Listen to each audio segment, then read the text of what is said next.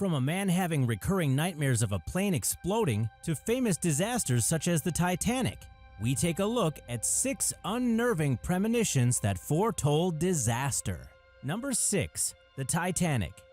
Before the RMS Titanic actually sunk, it went through a frightful series of misfortunes. As it hauled out of the harbor in Southampton, the sea liner almost collided into another ship. Rumors circulated that a cat had left the boat with her litter, which was apparently a sign of bad luck.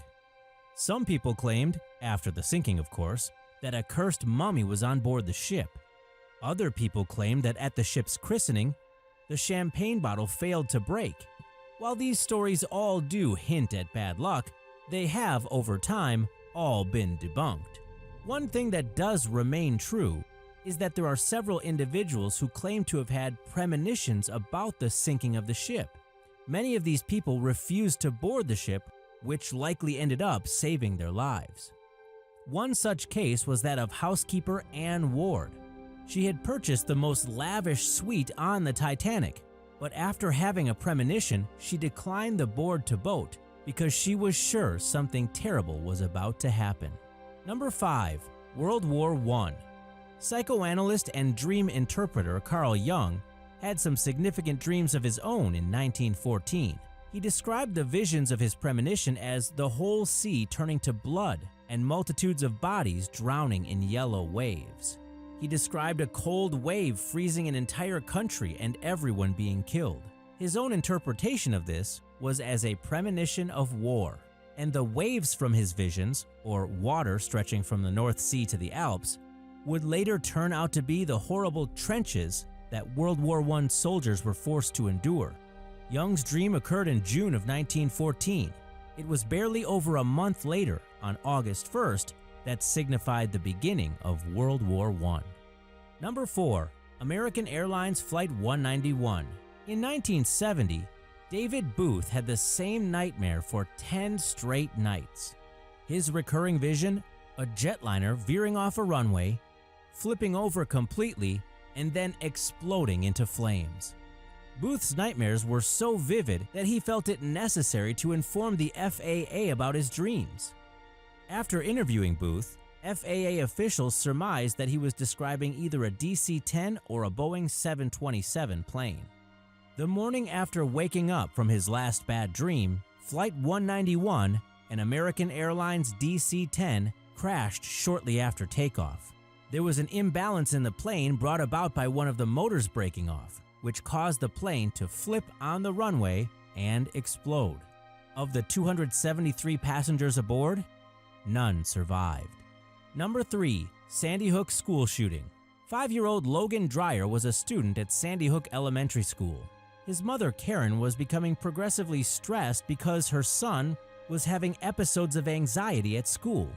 After consulting multiple doctors, they could find nothing wrong with him. Karen described that after the principal tried to soothe him, Logan screamed that it wasn't a safe place.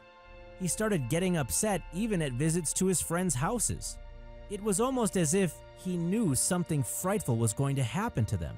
Skeptics believe that they were probably just unrelated panic attacks, but Karen feels that Logan actually had premonitions about the shooting.